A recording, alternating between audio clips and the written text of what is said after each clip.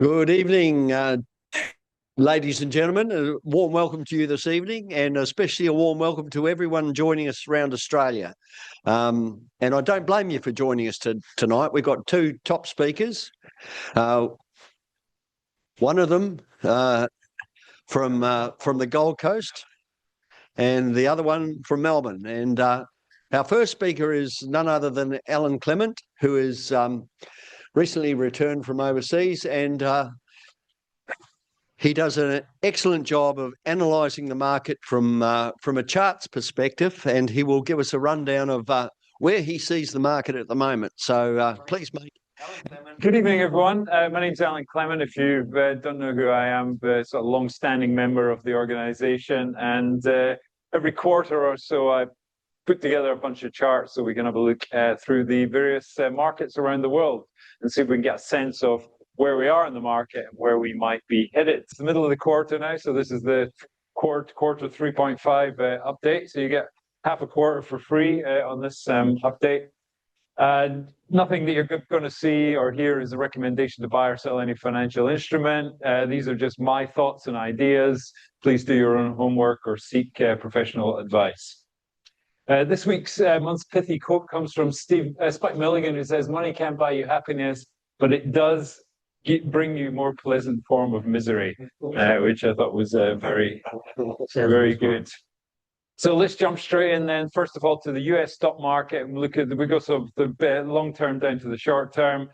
On a weekly chart, if we put it on a monthly chart, if we put it on log scale, you can see it's still in that very well-behaved uptrend that it's been in since 2009, which is the bottom left-hand corner of this chart, all the way up to the top right-hand corner. It's punched through 7,000.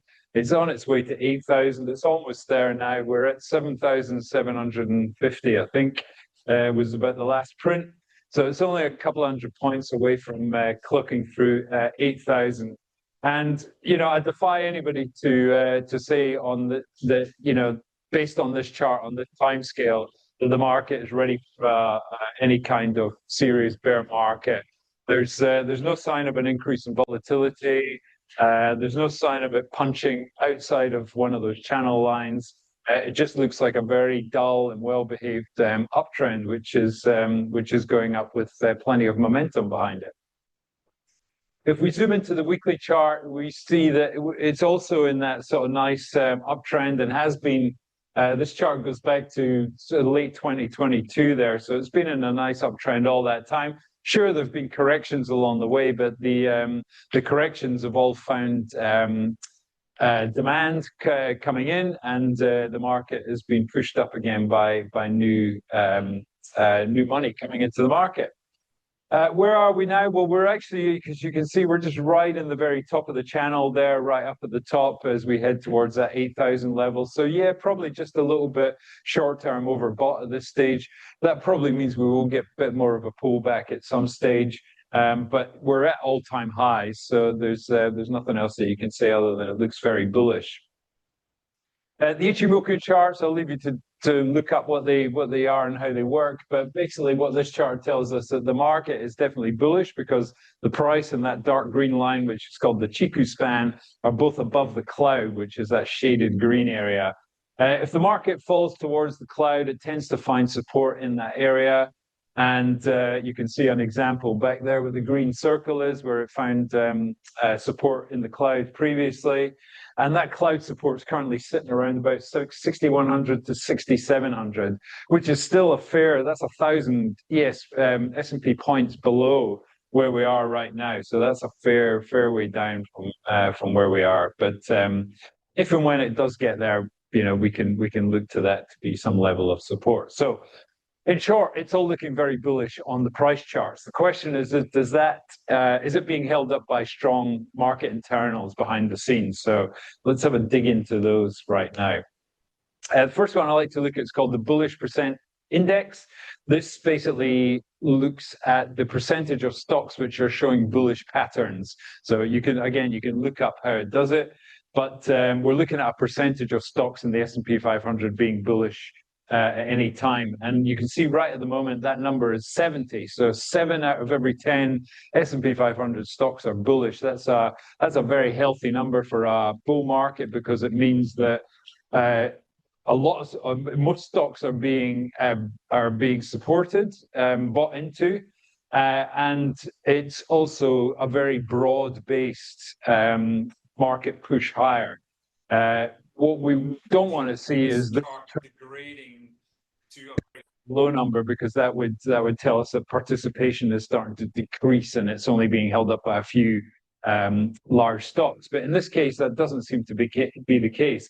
The only thing I would point you towards is that the orange arrow, which just shows you there's a little bit divergence as time goes on. The highs in the bullish percent chart get lower, while the market, which is that bottom indicator, marches higher. That's not unusual for these charts. They're not great timing tools for telling you when the market's going to hit a correction. It's just something to be aware of, but it could go on for another 6 months. Who knows?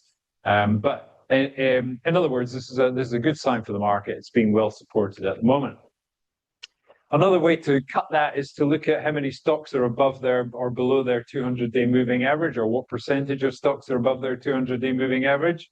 That's what this chart does, which is telling us it's 61% at the moment. Again, that's a decent number. That's almost 2/3 of stocks are above their 200-day moving average, which is a very common bull bear indicator that's used across the industry, really.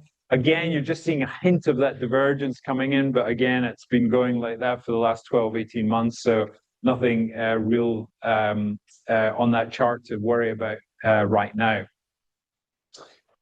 Discretionaries versus staples is often a leading indicator of the broader market.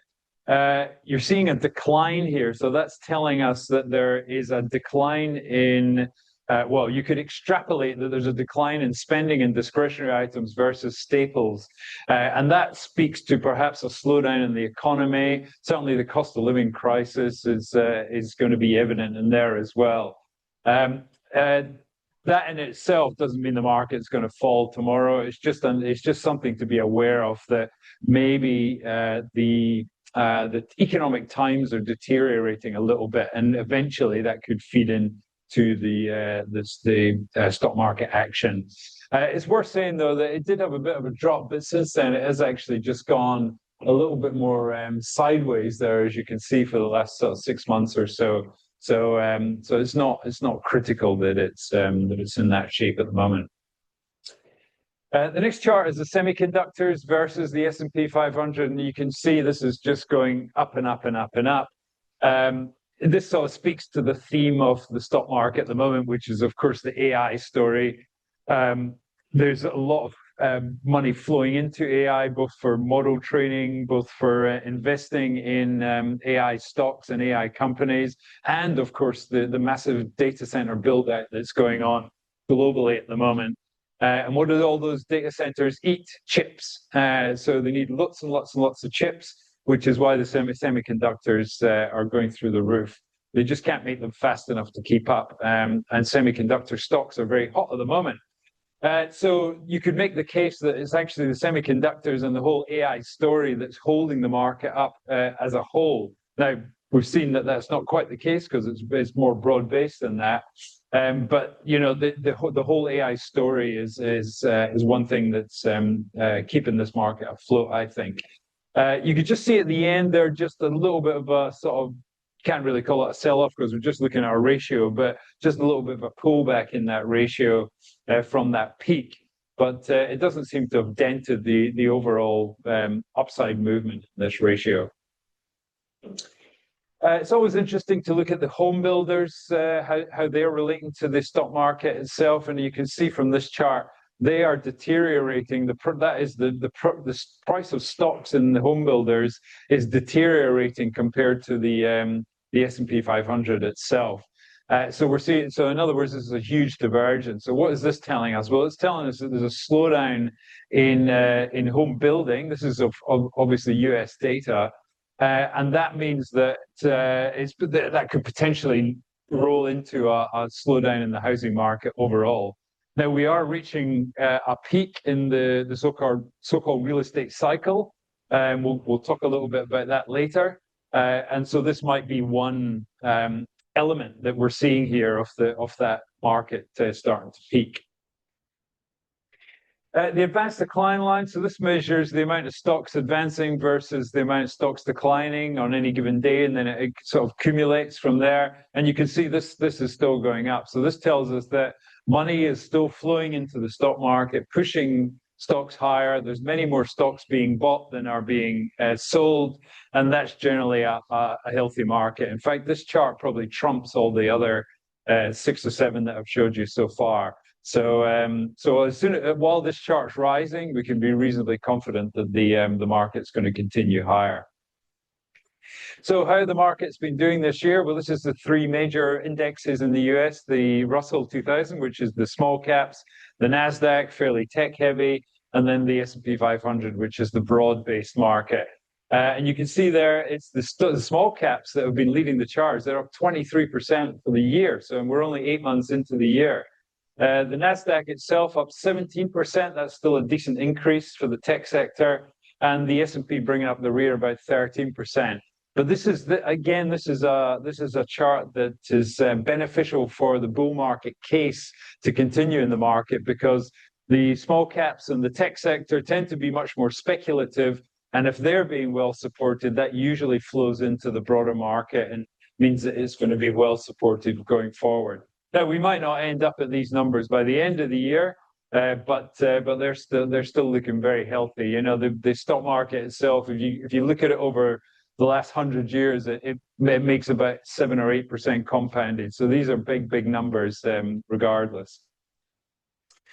The yield curve is always interesting to look at, because this is affect the price of money, if you like, and we call this, when the yield curve is low on the left and high on the right, that's called a normal shape. That means that money is very cheap to borrow because you're borrowing it at the short end of the curve there. And if money's cheap to borrow, you can then funnel that market into risky assets like stocks, and that's another thing that supports the stock market. Now, this yield curve has been inverted within the last 12 months or so. And when it goes from inverted back to normal, that's often a precursor to a recession, but we've just not seen one yet. Now, whether it's still coming, that might be one factor, or the other factor, it might be this whole AI boom is just masking it. In fact, if you take all the AI spending out of the US economy, the economy is in effect in recession. So that's one case you could make about why we're not seeing it. But nevertheless, we should just be happy that we've got the curve in this shape, because that means if you're interested in stocks, that risk remains low. The put-call ratio measures investor sentiment. When people are more bullish, they buy more calls. That pushes this ratio down. When they're more bearish, they buy more puts. That pushes this ratio up. And right now, you can see it's kind of drifting along the bottom here, and what the chart creators call the bullish extreme area. That means that there's a lot more people buying calls than there are buying puts. Why would you buy puts? You would buy puts to protect your stock portfolio. And while the market's going up, there's not much point having portfolio insurance, because that's a waste of money. It's a drag. So everybody's out of puts.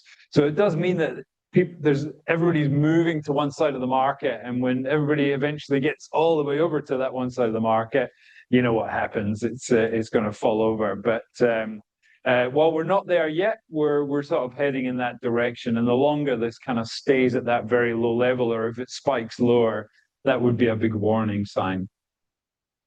Another way to look at sentiment is to look at the VIX, the so-called volatility index, or the so-called fear index. And at the moment, again, this is very low. So this is another way of pricing portfolio insurance. And as you can see, it's very low at the moment. It's down about 14. Now, the VIX is a mean reverting index. So when it gets very low, it goes higher. And when it gets very high, it comes lower. The question is, how long is it going to stay down at this low area before it moves higher again? Obviously, if the market fell over tonight or tomorrow, then we would see the VIX respond immediately, because that's people buying protection for their stock assets. But while it stays down at these low levels, that generally tells us that there's low risk in the stock market, and that the market is more likely the risk is to the upside, let's say, rather than to the downside.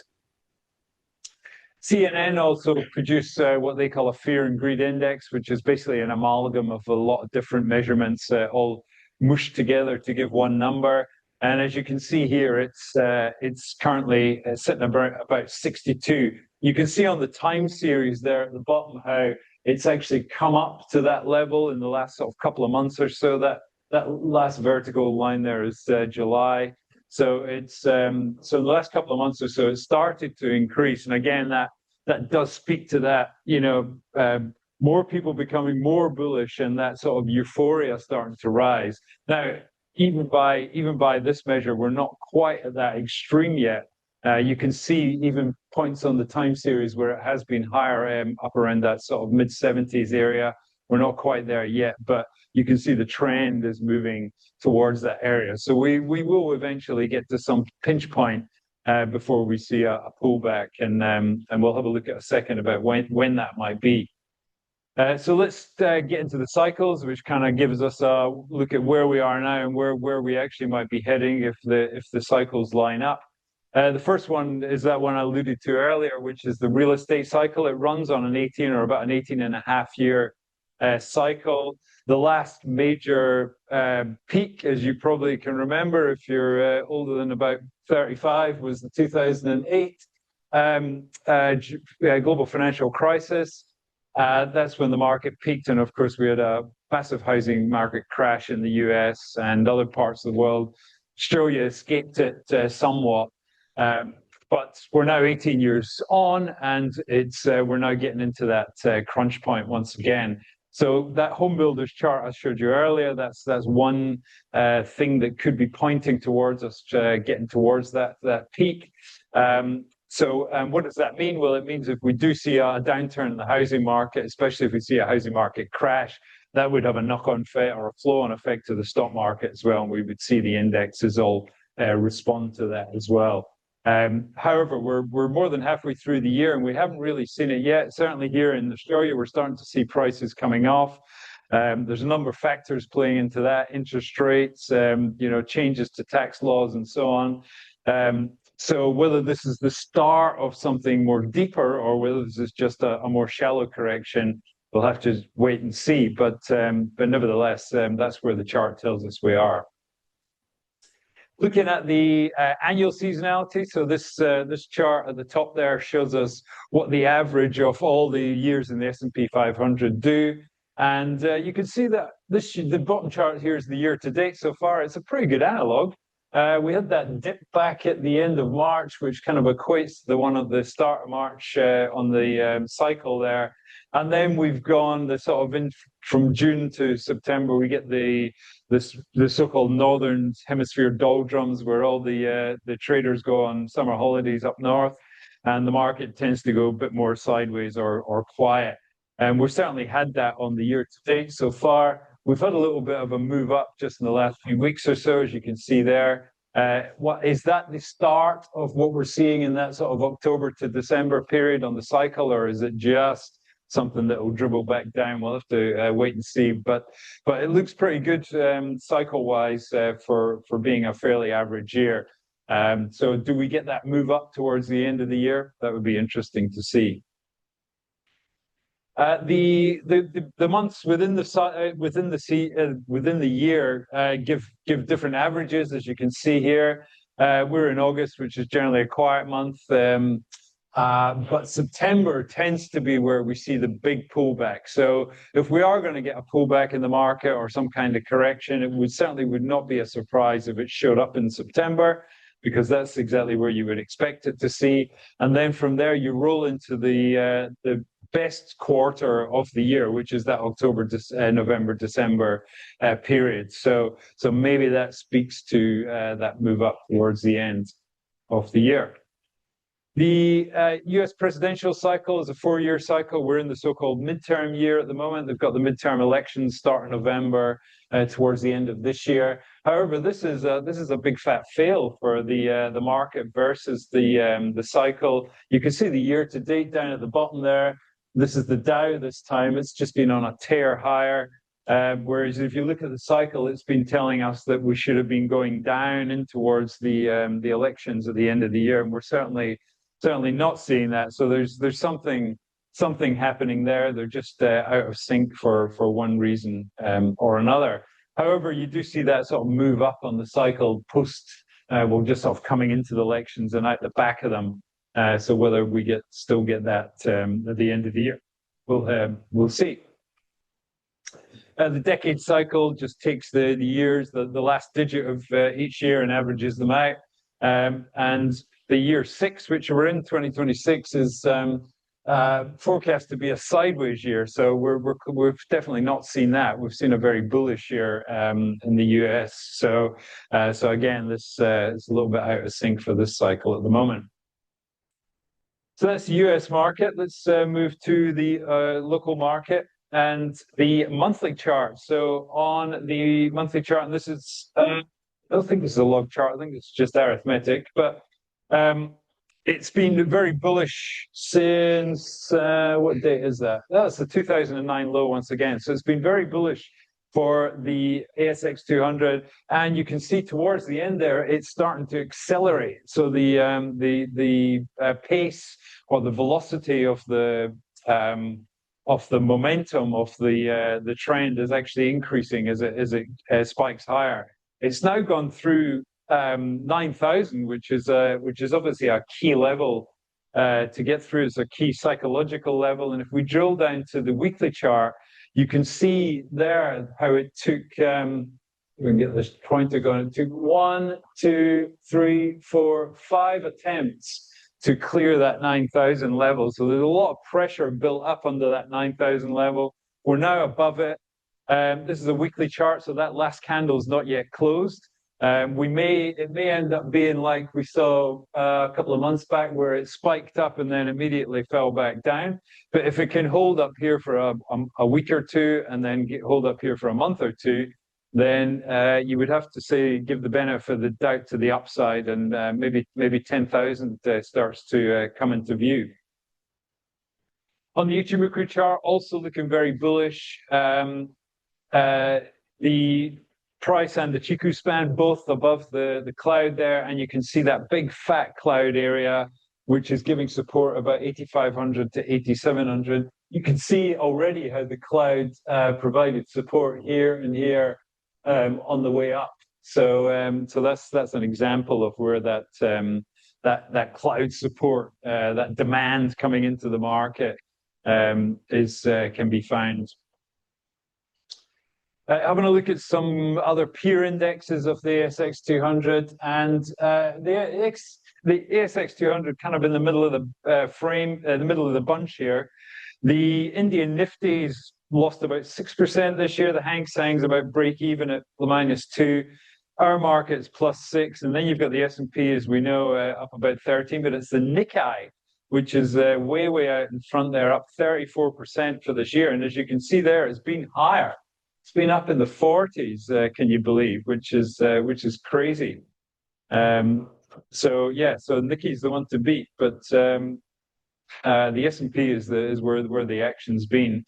And this chart is always interesting to pull out, which is the XGO, the ASX 200 versus the S&P 500. So the vertical axis is effectively the number of units of ASX 200 you get for each unit of S&P 500. And as you can see, this has been falling and falling and falling. This goes back to 2023.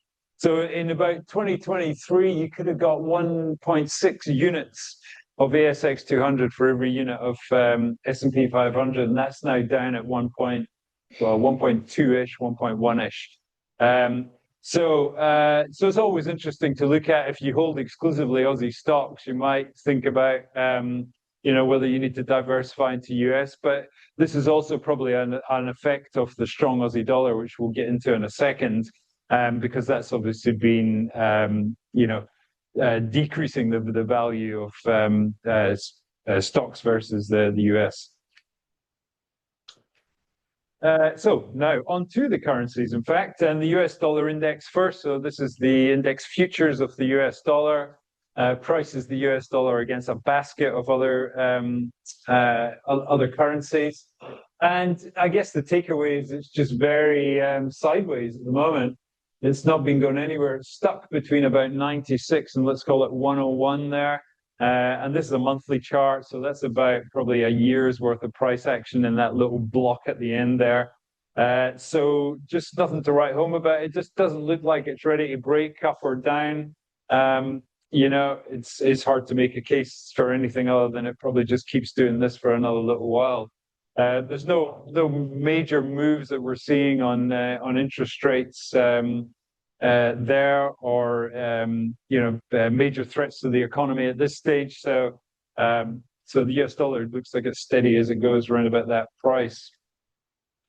The Aussie dollar has been doing quite well, as I mentioned. It's had this little move higher there. It did bounce off that 0.6 level, so that's 60 cents, which is a key level for the Aussie dollar. As you can see, it's touched it a couple of times, not least of which was the spike low in the global financial crisis. So it had to hold that level, which it did. And it's moved back up. It's made a hold another 10 cents on that. It's back to the 70-cent area. You can see it's just kind of flirting with that 70 cents area. If you can hold a couple of months above that, then it might have legs to make it a little bit higher. But not bad for the Aussie. On the euro, well, it's kind of a mirror image of the US dollar because they're the two biggest currencies in the world. And it's kind of just stuck between those two horizontal lines there, between 105 and about 125. It doesn't look like it wants to go anywhere in a hurry. It's just kind of wobbling about. Again, it's a monthly chart, so that's probably a year or 14 months in that little type of range there. The pound is much the same. It's just kind of wobbling around. There's one of my lines has gone missing here, but there's a $1.20 line and there's a $1.45 line, and that seems to be where the sterling is trapped at the moment. And then the Japanese yen, which has been in the news, you probably would have heard the Fed and the ECB both buying up bucket loads of yen to try and save it. But as you can see, it's not having much effect. It's still very, very depressed at the moment. That 0.0062 level is a very key level. It's only been below that once, way back in the early 90s. So it really has to try and hold that level if it can. But you can see even with the might and muscle of the Fed and the ECB, they're not able to do many favors at the moment. So that's a big concern for the yen. And on Bitcoin, well, the bear market continues, I guess, is the takeaway here. Lower highs and lower lows. There's no doubt about that. It's broken. It did try and reclaim that 74,000 levels for a little few weeks. There's a weekly chart, so probably 6 weeks or so. It got back above that level, but it was a false break, and it dropped back below 74. So 52,000 is the key level for me here. You can see back in, where is that, 2024, I can't get my pointer to work, but back in this area here, in that sort of 2024 time, how it did spend a long time in that consolidation phase before it then just did break out to the upside. It obviously, that on that occasion, it had come into the pattern from the downside, so the continuation made sense.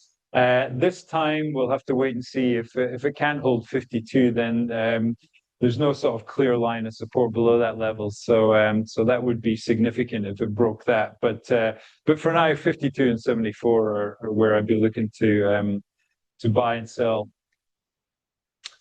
And just finally, rounding out on the commodities, the first one is oil, and no surprises what it's doing. It's like a seismograph and a earthquake at the moment, with all the Middle East Iran war shenanigans that's going on over there. Very, very volatile. But what's interesting to me from a technician's point of view is how nice the pattern is. We had this kind of descending triangle, and then we got the gap break higher, and then it came back and it did a picture perfect a picture-perfect touch of the upside of the breakout level, the breakout line, which I thought was rather neat. But absent of a resolution in the war over there, this is probably going to bounce around for quite a bit longer, and it's very hard to put some support or resistance levels in while the moves are so big. Copper, however, is very, very bullish. It's making all-time highs almost every month at the moment. There's two things feeding into this story. Supply constraints is one of them, and the green tech revolution is obviously the other big component in batteries and renewables.